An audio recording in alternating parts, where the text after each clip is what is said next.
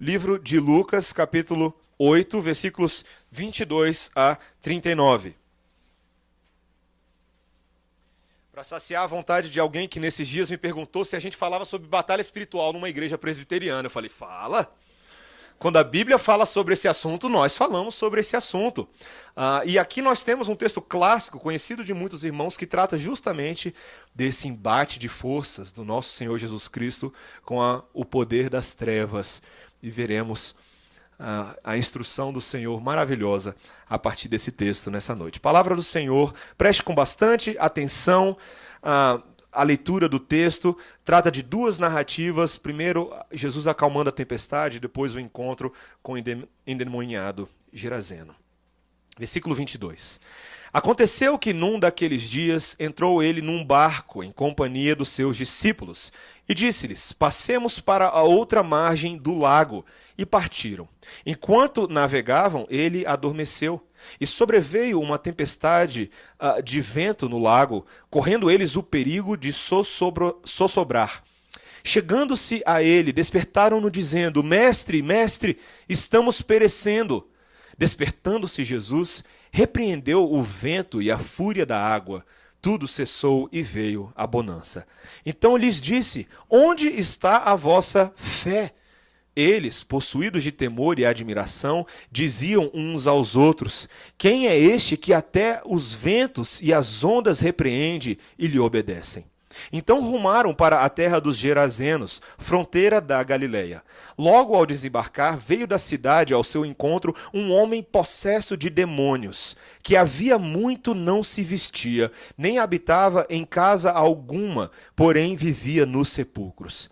E quando viu a Jesus, prostrou-se diante dele, exclamando e dizendo em alta voz, que tenho eu contigo, Jesus, Filho do Altíssimo? Rogo-te que não me atormentes. Porque Jesus ordenara ao espírito imundo que saísse do homem, pois muitas vezes se apoderara dele. E embora procurassem conservá-lo preso com cadeias e grilhões, tudo despedaçava e era impelido pelo demônio para o deserto. Perguntou-lhe Jesus, qual é o teu nome? Respondeu ele, Legião, porque tinham entrado nele muitos demônios. Rogavam-lhe que não os mandasse sair para o abismo. Ora, andava ali pastando no monte uma grande manada de porcos. Rogaram-lhe que lhes permitisse entrar naqueles porcos, e Jesus o permitiu. Tendo os demônios saído do homem, entraram nos porcos, e a manada precipitou-se de espinhadeiro abaixo, para dentro do lago, e se afogou. Os porqueiros, vendo o que acontecera, fugiram e foram anunciá-lo na cidade e pelos campos. Então saiu o povo para ver o que se passara, e foram ter com Jesus. De fato, acharam um homem de quem saíram os demônios, vestido em perfeito juízo, assentado aos pés de Jesus, e ficaram dominados de terror. E algumas pessoas que tinham presenciado os fatos contaram-lhes também como fora salvo o endemoniado. Todo o povo da circunvizinhança dos Gerazenos rogou-lhe que se retirasse deles, pois estavam possuídos de grande medo. E Jesus, tomando de novo o barco, voltou. O homem de quem tinham saído os demônios rogou-lhe que o deixasse estar com ele. Jesus, porém, o despediu, dizendo, volta para casa e conta aos teus tudo o que Deus fez por ti. Então foi ele anunciando por toda a cidade todas as coisas que Jesus lhe tinha feito. Até aqui a palavra do Senhor. Vamos orar? Senhor, que texto rico temos diante de nós, quantos detalhes, e que texto também sóbrio, Senhor, que nos traz à atenção assuntos que muitas vezes fogem à visibilidade dos nossos olhos terrenos. Quando falamos sobre coisas invisíveis, Senhor, pedimos que o Senhor também nos dê fé invisível para compreender essas verdades. Pedimos que o Senhor nos ajude em nome de Jesus. Amém. Quando eu e você pensamos no diabo, eu sei que você pensa no diabo o tempo inteiro. Na verdade, não. A gente se esforça para não pensar muito nele. A gente tenta evitar pensar nesse negócio de diabo. Mas quando geralmente nós pensamos nele, a imagem que vem à nossa cabeça é uma imagem muito contaminada pela nossa cultura, pela cultura pop dos nossos dias. Geralmente a gente pensa num fugitivo de uma festa de Halloween, não é verdade? Aquele homem trajado com um traje bobo vermelho, né? Um par de chifres, cascos fendidos, uma cauda. Quem sabe ele está carregando um tridente. Eu não estou falando do chiclete. né, isso acontece. Tal figura, infelizmente, tem sido motivo de chacota entre muitas pessoas que negam o cristianismo bíblico. As pessoas tendem a pensar nesse tipo de coisa de uma forma bem ridícula, para falar a verdade, né? Eu estava lendo um livro do pastor Sproul, teólogo, esses dias, e ele fala de uma vez que ele estava numa faculdade, numa turma com mais ou menos 30 alunos, e ele fez a seguinte pergunta para a turma: quantos de vocês acreditam em Deus? E a maioria dos alunos levantou a mão. E depois ele fez a seguinte pergunta: quantos de vocês acreditam no diabo? E apenas alguns levantaram a mão. E um estudante perguntou para o pastor Sproul na sala de aula: como pode uma pessoa inteligente acreditar nesse negócio de diabo nessa época da humanidade, com toda a nossa evolução, com toda a modernidade? O diabo, essa imagem, pertence à superstição, junto com os fantasmas, com os duendes e coisas que fazem barulho no meio da noite. E o pastor Sproul respondeu para ele: há uma fonte muito mais crível para se acreditar em Satanás do que para se acreditar em duendes. E reduzir Satanás ao universo de historinhas de bruxas e duendes, na verdade, é um menosprezo intelectual e espiritual a questões muito sérias e muito sóbrias. E ele fez a seguinte pergunta: se você acredita ser possível um ser invisível, um Deus invisível e pessoal, que tem a capacidade de influenciar as pessoas para o bem, por que você acha tão difícil ou inacreditável imaginar que existe um ser invisível, pessoal, que tem a capacidade de influenciar as pessoas para o mal? Sabe, meus irmãos, talvez o nosso problema com Satanás resida justamente no fato de que tendemos a reagir a uma caricatura de Satanás, em vez de uma visão bíblica a respeito dele. O termo Satanás na Bíblia significa adversário. Nós o conhecemos como o diabo. Ele é uma criatura angelical não de pequena ordem, mas de uma ordem muito grande, tida nas Escrituras Sagradas como aquele que, antes da criação da raça humana, se rebelou contra Deus e arrastou consigo uma grande multidão de anjos que vieram a se tornar anjos caídos, demônios. Esse ser angelical se rebelou contra Deus e tem desde então lutado com os seres humanos e com o seu Deus. Ele é chamado o príncipe das trevas, o pai da mentira, o acusador, a serpente sedutora. E por causa dele, meus irmãos, por mais que talvez não falemos tanto a respeito da sua identidade, por causa deles, muitos na história da humanidade têm vivido em trevas e tormentas. O retrato real do diabo, de Satanás, não é nada como esse adversário cômico, com chifres, com tridente, a que nós nos tornamos acostumados. Na verdade, essa imagem toda foi fabricada pela própria igreja, que achava que se ridicularizasse Satanás era uma maneira de insultá-lo e de vencer sobre ele. Mas não é assim que a Bíblia diz que nós vencemos o poder das trevas. O poder das trevas, de fato, é um poder grandioso, e muitas vezes nós não vencemos as trevas, nós sucumbimos, não é verdade? A experiência do ser humano nesse mundo caído é uma experiência triste de derrota constante diante dos poderes de Satanás. Como é que o crente deve reagir a Satanás? O Senhor Jesus Cristo nos ensina nesse texto de hoje. Sim, por um lado, Satanás é realmente temível. Em 1 Pedro 5,8, nós somos informados que o nosso adversário, o diabo, anda como um leão rugindo, procurando a quem possa devorar. O crente não deve, entretanto, responder com terror, meus irmãos. Nós que pertencemos ao Senhor, sim, reconhecemos que Satanás pode até ser mais forte do que nós, mas Cristo é mais forte do que Satanás. Você crê nisso? Você entende isso?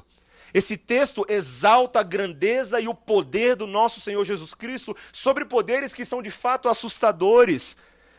Mas nós lembramos nesse texto que o Senhor Jesus Cristo tem poder sobre absolutamente todas as coisas nesse universo. Sobre a natureza e sobre o próprio poder das trevas. E nós veremos isso exatamente em duas partes. Esses primeiros versículos, o 22 até o versículo 25, nos mostram como Jesus sujeita as forças da natureza com o seu poder. E depois nós veremos como o Senhor Jesus Cristo sujeita as forças das trevas para libertar o homem e salvá-lo eternamente. Quando nós nos aproximamos desse texto, nos lembramos que o Senhor Jesus Cristo vem falando do ministério da palavra. Ele conta aquela parábola do semeador para descrever como tantas pessoas recebiam a mensagem do reino de Deus que ele estava trazendo. Alguns tinham o coração endurecido, o coração não preparado, como terras áridas e pouco férteis, mas muitos estavam recebendo a palavra do Senhor. Jesus Cristo, que era a própria palavra de Deus, estava disseminando a palavra do reino. E agora nós veremos mais uma vez o Senhor Jesus Cristo em ação, o verbo vivo e encarnado, lidando com uma situação um tanto quanto assustadora. O texto nos diz que naqueles dias, no versículo 22, os discípulos entraram num barco em companhia do Senhor Jesus Cristo. E eles decidiram passar para a outra margem do lago e partiram. Talvez, quando você pensa no Mar da Galileia, talvez na sua cabeça você ache que é um mar, mas na verdade o Mar da Galileia é um grande lago, como os grandes lagos que tem lá nos Estados Unidos, perto do estado de Michigan. Quando você olha para eles, você acha que você está vendo o mar, mas na verdade é um lago muito grande.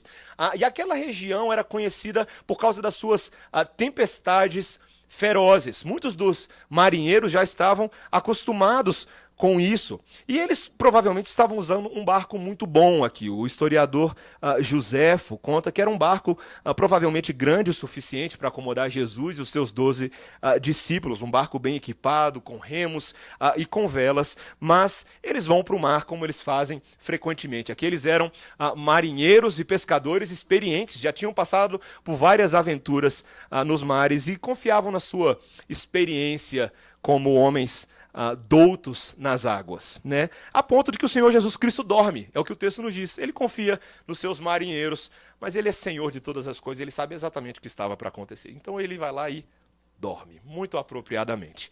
E justamente quando ele dorme, o versículo 23 nos diz que a fúria do mar se levanta e sobreveio uma tempestade de vento no lago, correndo eles o perigo de sossobrar. Essa palavrinha significa afundar, serem destruídos. Queridos, a forma como o grego é construído aqui nos diz que não é qualquer tempestade. Essa era uma tempestade letal, uma tempestade que punha em risco a vida desses homens. E esses marinheiros experientes, de repente, se veem numa situação completamente desesperadora. Você já passou por alguma situação assim? Que algo acontece e é tão trágico que você acha que você vai morrer. Eu lembro uma vez que eu estava jogando basquete em Curitiba e eu não tinha água no hotel. Então eu peguei, na minha pobreza toda, peguei o gelo do frigobar e comecei a chupar o gelo, né? Era assim que eu matava a minha sede. Peguei o bloco de gelo todinho e comecei a chupar. Desci lá com os meus colegas pra gente comprar umas luvas, estava muito frio, e eu estava chupando aquele gelo e de repente eu não reparei, eu engoli o gelo e ele travou na minha garganta, né? E aí eu comecei a engasgar com aquilo e o gelo não saía e de repente tudo começou a ficar escuro. Eu comecei a ter uma dor de cabeça terrível, uma dor de garganta, o gelo não saía, eu comecei a engasgar, eu caí no chão e meus irmãos, pela primeira vez na minha vida, eu achei que eu ia morrer, de verdade. Os meus amigos me olharam fazendo aquilo e acharam que eu estava fazendo uma brincadeira, que era uma pegadinha. Até que um amigo meu me deu um tapinha e falou assim: Mateus, para de brincar. E eu cuspi aquele pedaço de gelo. Eu achei que eu ia morrer, meus irmãos. Você já teve a sensação de que você ia morrer? A sensação de morte é algo terrível. Nós ficamos completamente desesperados porque a morte põe tudo aquilo que nós construímos, as cenas se passam na nossa cabeça. Talvez você pense: poxa, eu não fiz tudo o que eu gostaria de fazer. Eu não estou pronto para isso. Um grande terror com relação àquilo que vai vir. Meus irmãos, esses homens estavam completamente desesperados. Eles achavam que eles iriam morrer, que era chegada a vez deles. E o que eles fazem? Eles apelam para Jesus. Jesus estava, até esse momento, num ronco tão gostoso. Até que os seus discípulos, desesperados, versículo 24, chegam-se a ele, despertam-no e dizem: Mestre, mestre, estamos perecendo. Senhor, nós estamos morrendo.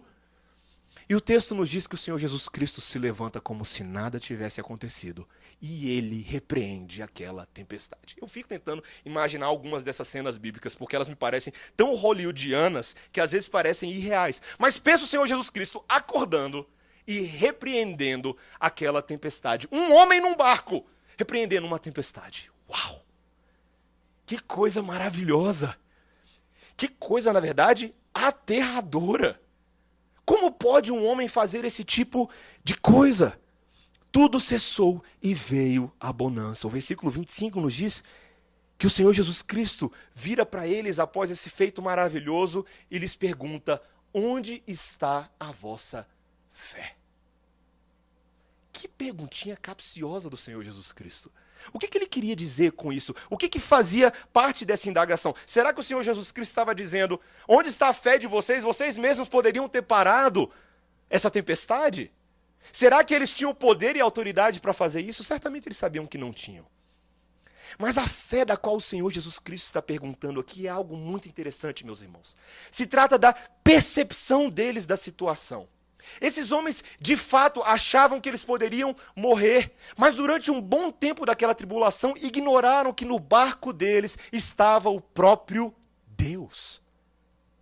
Meus irmãos, fé verdadeira, fé bíblica, fé baseada na palavra, é aquela que entende que em todas as circunstâncias da vida temos Deus conosco. Você acha realmente que algo pode acontecer conosco e Deus estar alheio a isso? Ainda que pareça que ele esteja dormindo. Meus irmãos, o Senhor Jesus Cristo, aquele que estava no barco com eles, não era qualquer carpinteiro. Não era qualquer rabi dos dias dos hebreus. Não. Ele era o Deus criador das águas. Aquele que estava no barco com eles é o mesmo Deus que no passado fez descer água sobre a terra por 40 dias e 40 noites, subjugando todos aqueles pecadores nos dias de Noé. É o mesmo Deus que, através do cajado de Noé, fez com que as águas do mar se abrissem para que o povo passasse no meio, o povo de imigrantes do Egito. É o mesmo Deus que fez chover quando a terra estava seca e deserta nos tempos de Elias. Sabe, meus irmãos, aquele que estava no barco com eles é o que criou esse negócio chamado água. Sabe qual é o problema da nossa fé? É que tantas vezes nós ignoramos a identidade do nosso Deus em meio aos problemas da vida. Achamos que os problemas estão nos pegando de surpresa, que as tempestades, sejam elas de ordem financeira, familiar, emocional, estão nos atingindo de surpresa e Deus não está no controle da situação. Mas como pode não estar no controle da situação, meus irmãos, aquele que sustenta todo o universo pela força da tua palavra? Como? O Senhor Jesus Cristo nunca esteve dormindo, meus irmãos. Sim, o corpo dele estava dormindo, mas ele é Deus que governa o universo a cada milésimo de segundo. Você entende isso? Você entende que não tem nenhuma tempestade, nenhum problema nesse mundo que seja grande demais para o nosso Deus. Meus irmãos, assim como Jesus acalmou aquelas ondas, ele pode acalmar quaisquer tempestades que o homem possa enfrentar, porque ele é Deus sobre toda a criação. Talvez pareça um ensinamento básico para mim e para você, mas a pergunta é: por que nós nos esquecemos disso quando as tribulações vêm? Nós olhamos a situação do nosso país, a situação da carne, friboi, sadia, e você pensa: pronto, vou virar vegano, vou virar vegetariano, porque está tudo perdido nesse mundo. Achamos de fato, queridos, que essas tempestades podem nos fazer morrer, estando alheias à decisão do nosso Deus, mas isso não é possível, meus irmãos, porque o nosso Deus é Deus soberano, e todas as tragédias, todas as benesses, todas as coisas do universo estão sob o seu domínio e controle. Você crê nisso? É importante que você creia nisso, porque essa identidade do nosso Senhor Jesus Cristo está sendo revelada aos discípulos. Eles ficaram tão chocados nesse momento, tão chocados, que eles fizeram essa pergunta no término do versículo 25: quem é esse que até aos ventos e às ondas repreende e lhe obedecem? Meus irmãos, esse é o Deus soberano caminhando com os discípulos sobre a face da terra. O seu poder se estende sobre toda a criação que ele mesmo concebeu. Mas não se estende apenas à criação física, mas também aos reinos celestiais e espirituais. O Senhor Jesus Cristo continua mostrando aos seus discípulos a sua identidade verdadeira, agora a partir do versículo 26, quando eles rumam para a terra dos Gerazenos. Essa era uma região gentia a sudeste do Mar da Galileia, um local conhecido como as 10 cidades. Eram cidades gregas que não pertenciam a nenhum país e eram mais ou menos o que a gente poderia dizer de autogovernadas, né? Embora os judeus não criassem porcos, o texto nos fala que essa era uma região onde eles faziam isso, havia criação de porcos. E os judeus não criavam porcos porque esses animais eram considerados impuros. E os gentios não tinham essa aversão dentro das suas práticas religiosas. Então, essa terra era conhecida entre os homens daqueles dias como a terra dos criadores de porcos. E muitas vezes, ironicamente, chamado da terra dos próprios porcos, se referindo aos gentios. Um povo que não era de origem judaica. E o texto nos diz que o Senhor Jesus Cristo se dirige para lá e ele tinha um propósito muito definido em chegar lá. Quando ele chega nesse local, o texto nos diz que logo ao desembarcar, versículo 27, veio da cidade ao seu encontro um homem possesso de demônios. Eu não sei se você já parou para pensar na possibilidade desse tipo de coisa, mas a Bíblia nos mostra claramente que é possível uma pessoa ficar possessa por demônios. E a cena, a forma como a Bíblia nos descreve é um tanto quanto aterradora. O texto nos diz que esse homem estava nu. Já havia muito tempo que ele não sabia o que era se vestir. E a nudez era símbolo de humilhação, símbolo de vergonha, símbolo de alguém que perdeu a sua dignidade e a sua identidade. Era um homem que também não habitava em casa alguma, mas a habitação dele era num cemitério. Ele morava entre os sepulcros. Meus irmãos, que cena triste. Esse homem havia sido banido da vida comum da sociedade para um local completamente desolado. Foi afastado dos seus relacionamentos pelos seus próprios compatriotas, que haviam feito de tudo para tentar resolver o problema daquele homem. O versículo 29 nos mostra que, embora eles procurassem conservá-lo preso com cadeias e grilhões, tudo ele despedaçava e era impelido pelo demônio para o deserto. A força desse homem era totalmente descomunal. Todas as tentativas de enjaulá-lo, de amarrá-lo com correntes, eram frustrantes e frustradas. Tamanha era a sua força. O próprio demônio o compelia ao deserto, ele não conseguia viver em sociedade. Meus irmãos, que cena triste. Esse homem morava entre os mortos, entre os sepulcros. Quando o Senhor Jesus Cristo se aproxima e pergunta qual era o nome desse demônio, ele diz que era uma legião. Essa palavra é tão interessante porque naqueles dias uma legião era uma unidade de soldados dentro ali do Império Romano que correspondia a mais ou menos entre 3.000 e 6.000 soldados. E esse homem então não estava possuído por apenas um demônio, mas ele era assolado por miríades e miríades de demônios. Meus irmãos, que cena terrível. Algumas vezes as tempestades da nossa vida são situações externas a nós, mas no caso desse homem era uma turbulência interna.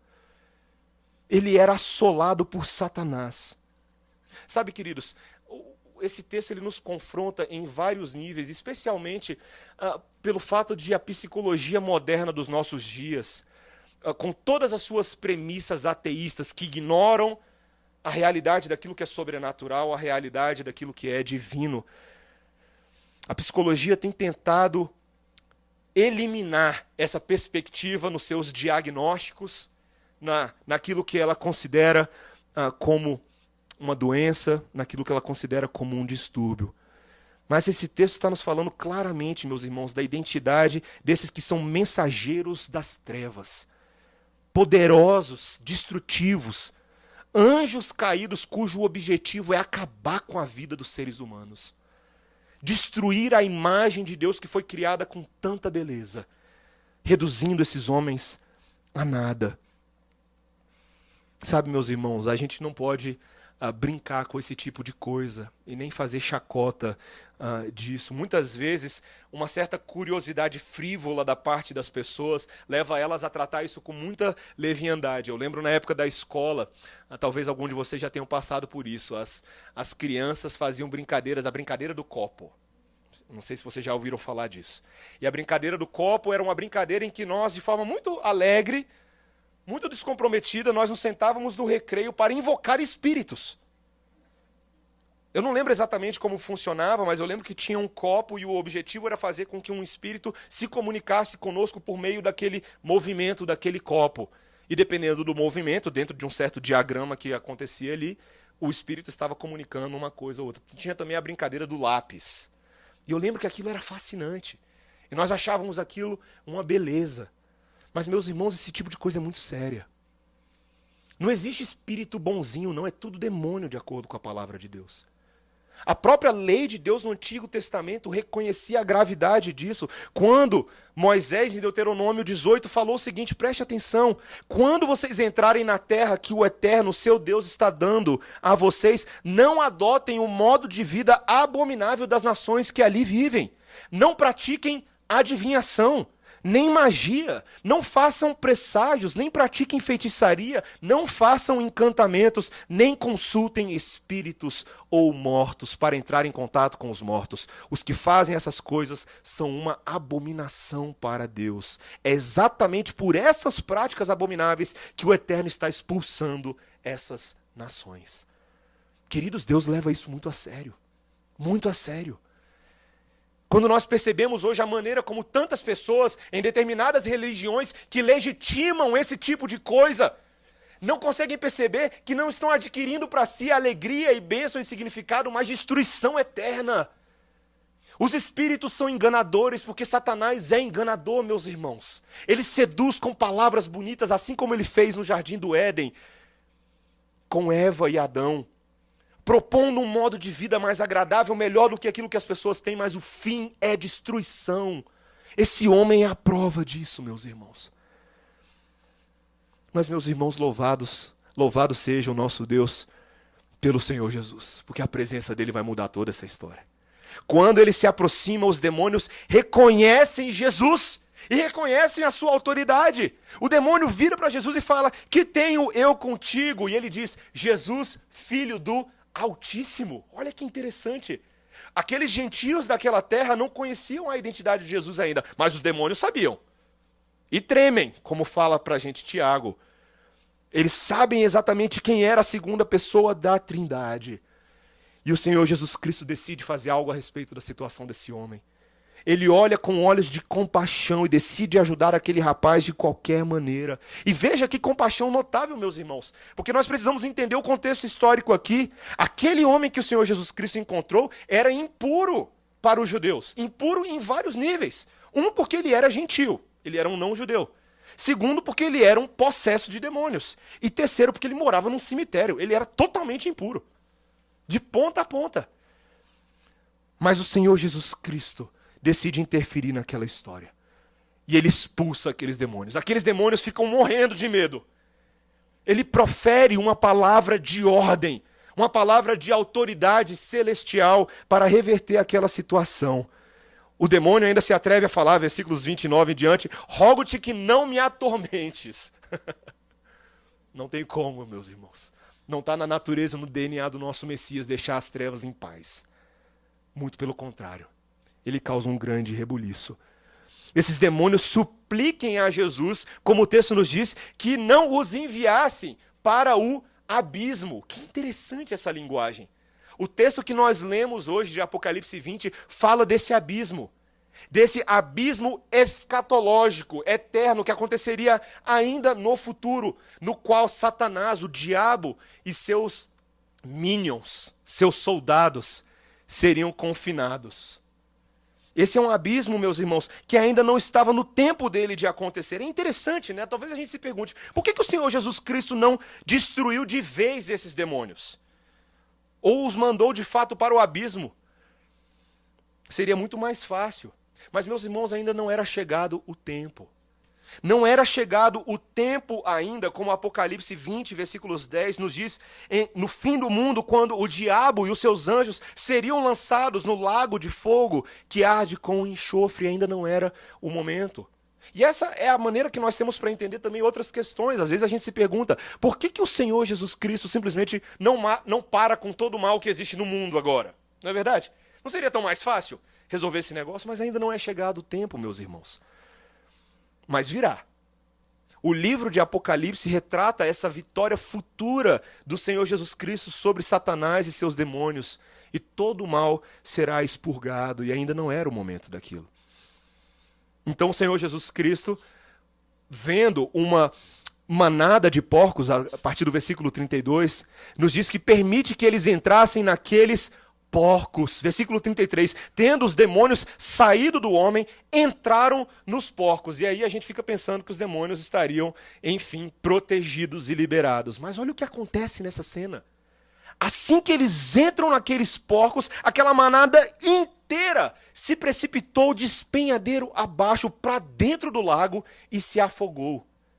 Sabe, meus irmãos, quando os demônios entram nesses porcos e levam esses animais para o mar, nós vemos aqui claramente a intenção destrutiva desses demônios.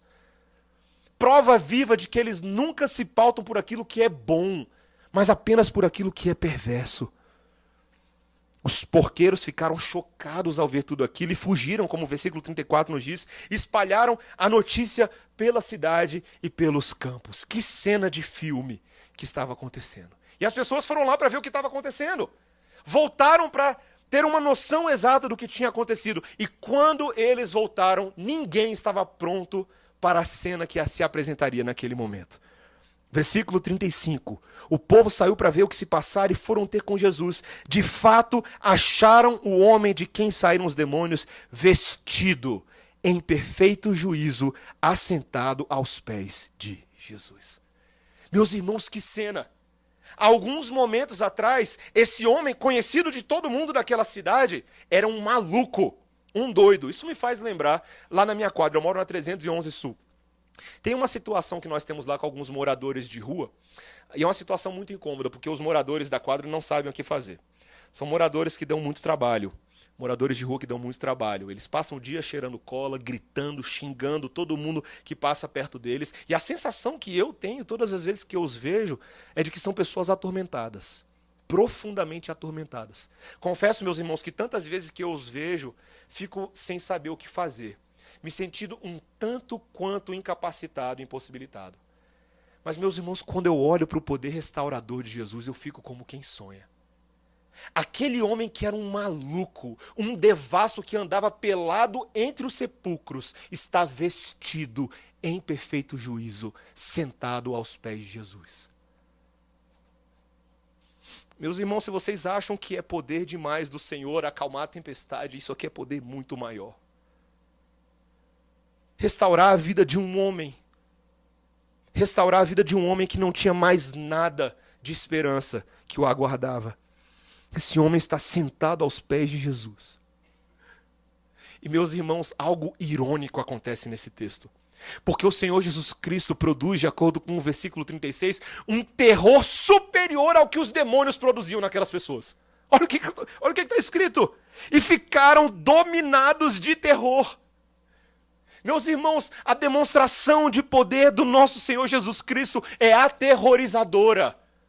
Esse mundo nunca viu esse poder. Esse mundo não tem familiaridade com esse poder. Meus irmãos, esse poder é de fato assustador. Sabe, às vezes eu e você, na nossa ignorância, a gente faz orações do tipo, Senhor, eu quero ver o teu poder. A gente canta essas coisas, não é verdade? As pessoas às vezes cantam, eu quero ver agora o teu poder, a tua glória inundando o meu ser. Será que realmente você está pronto para ver o poder de Deus? Porque na maioria das vezes em que Deus decidiu dar uma piscadela do poder dele, para as pessoas verem nas Escrituras Sagradas, na maioria das vezes as pessoas ou desmaiaram, passaram mal, morreram aos pés do anjo. É assim que funcionava.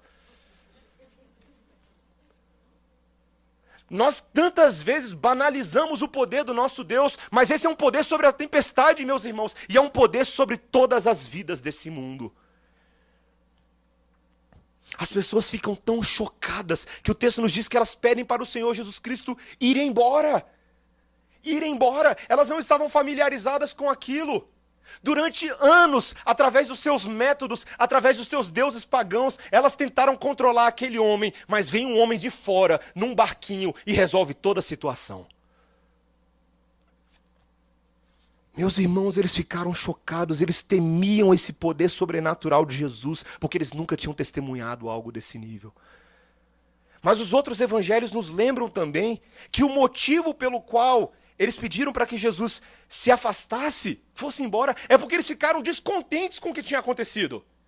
Você poderia pensar, nossa, eles ficaram morrendo de alegria pelo homem que foi curado, pelo homem que foi liberto, pelo homem que agora está livre. Nananina, não.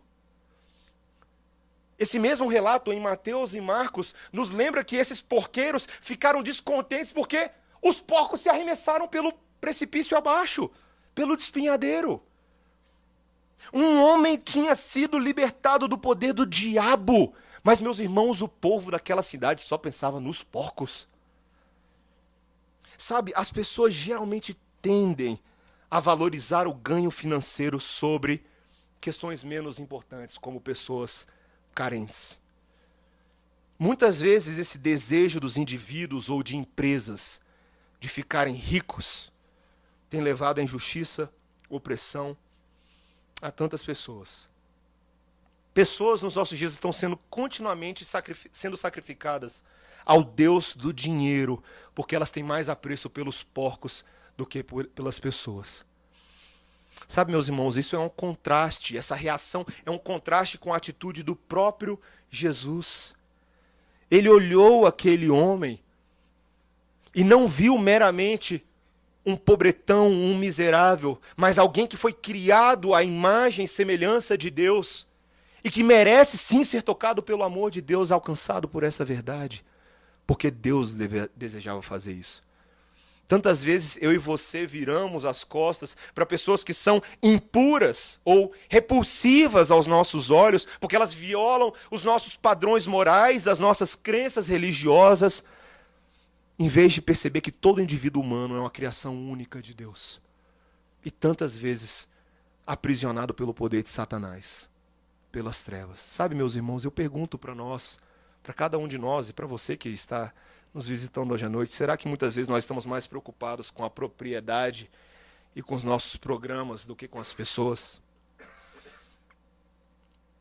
Às vezes a gente valoriza tanto os nossos bens, mas não nos alegramos com a libertação de Deus. Meus irmãos, esse homem foi completamente transformado. A Bíblia nos diz que ele foi salvo, que ele foi liberto não apenas do poder temporário de Satanás, mas do poder eterno das trevas.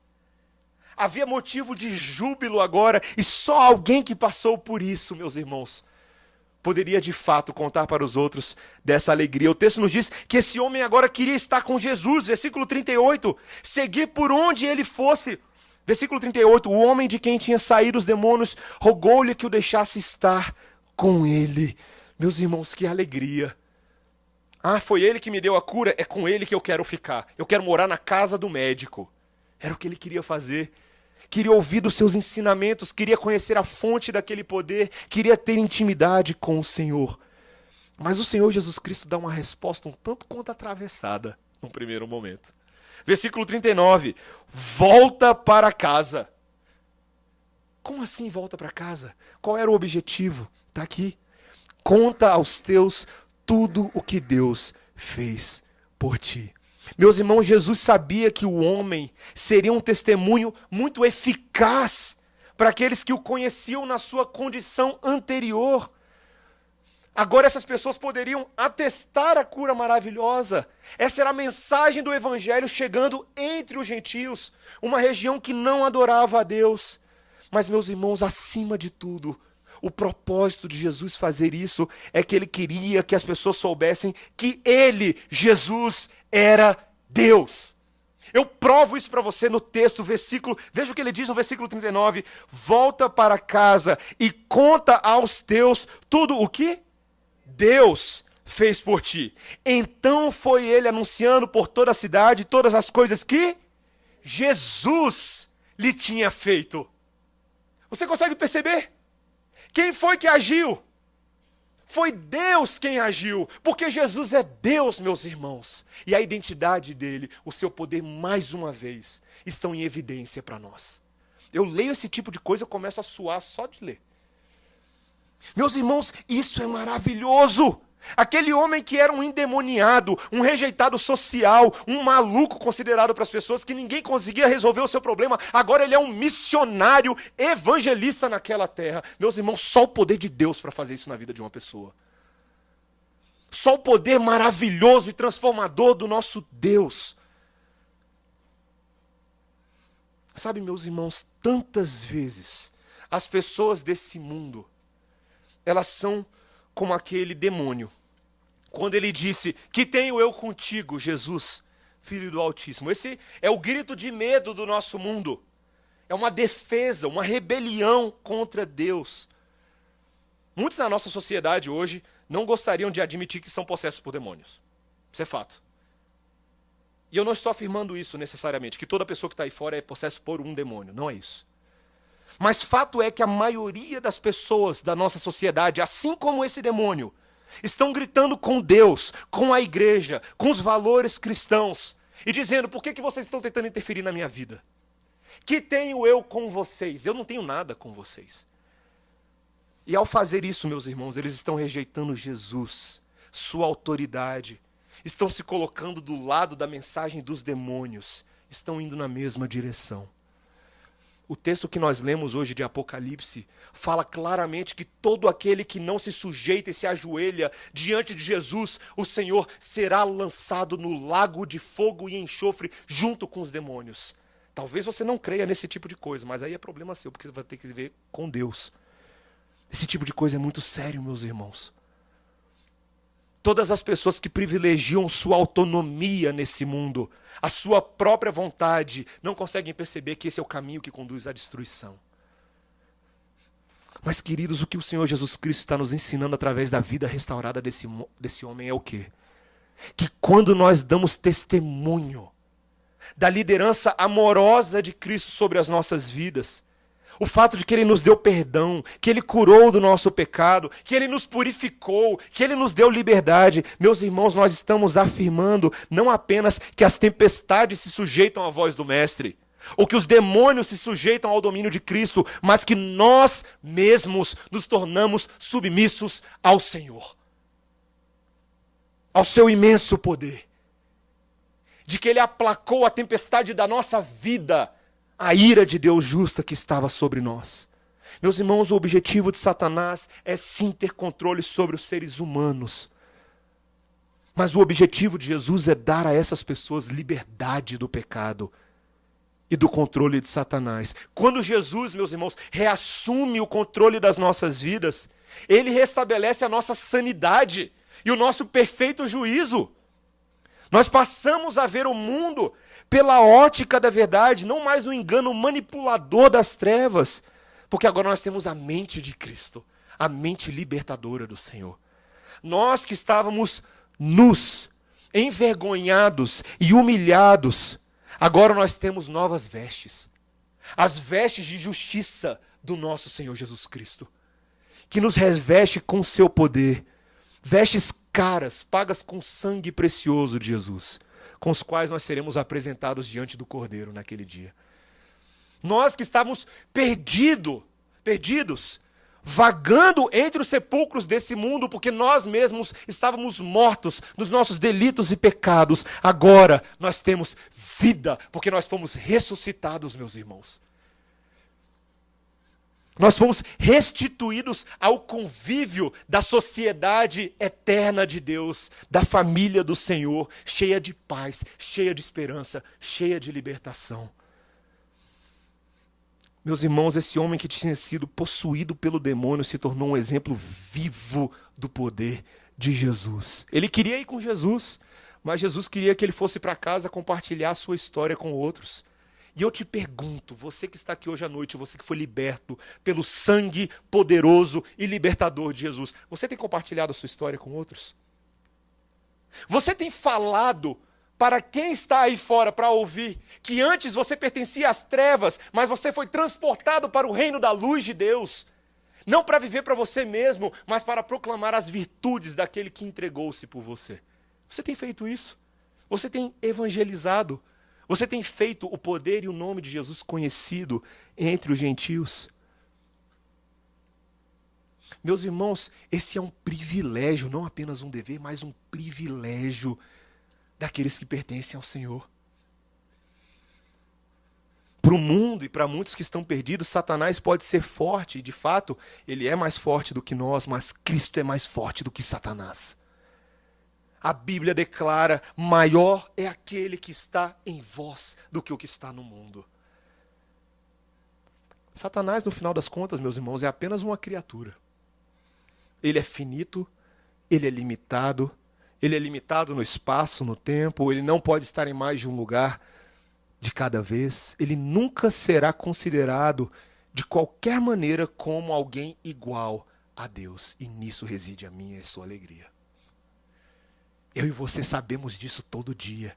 Porque o nosso Deus não é limitado. O nosso Deus não é aquele que só está presente em algum local.